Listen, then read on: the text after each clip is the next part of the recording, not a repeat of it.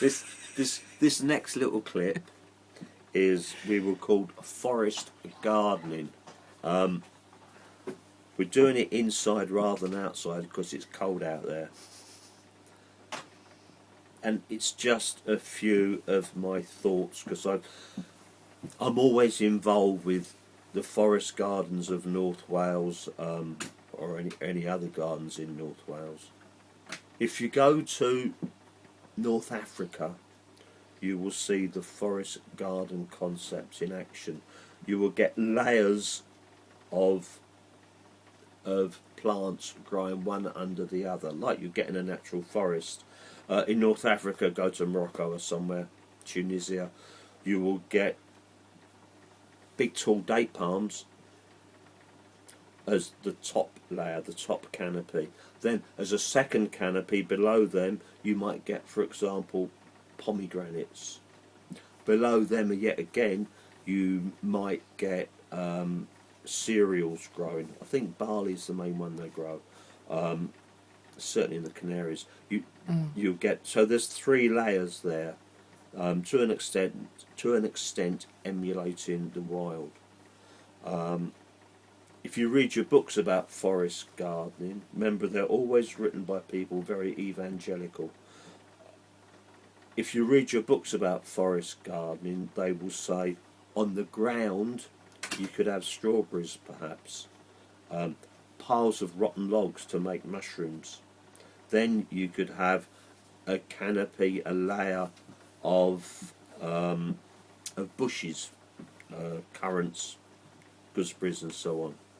Above them you could have another layer of fruit trees on small rootstocks, apples and pears and so on. Above that, a top layer of apples and pears and so on big rootstocks, or even walnut trees. Lots and lots of layers, lots and lots of layers like we get out there in Mother Nature. However, there are problems with this. For example, especially somewhere like North Wales. In North Wales, our two problems are lack of light and excess of moisture. If you have lots of layers in North Wales, invariably your fruit at the bottom will not ripen, and the plants won't be able to synthesize very well. Also, perhaps even more importantly, because you're getting all these layers, all this build up, all this enclosed canopy, there's a tendency for things to become damp and humid. Damp and humid leads to fungal situations, fungal conditions. For example, the obvious ones, say in your top fruit, in your apples and pears, would be scab on the fruit, canker in the wood. So what my thoughts and my experiences is, don't cram stuff in, keep it open. Airy as possible. What? Airy as possible. Oh, as airy, yeah, airy as possible. Don't cram loads of stuff. Not hairy. No. Yeah, right. Airy, as much air and light as possible. Don't overstuff your forest garden, because if you live in a damp climate, you'll find it won't work.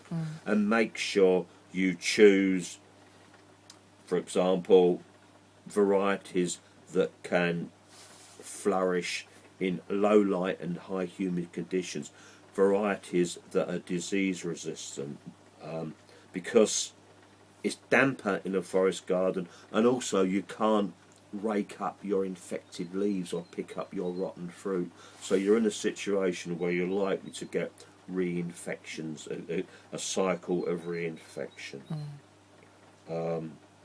That's it really.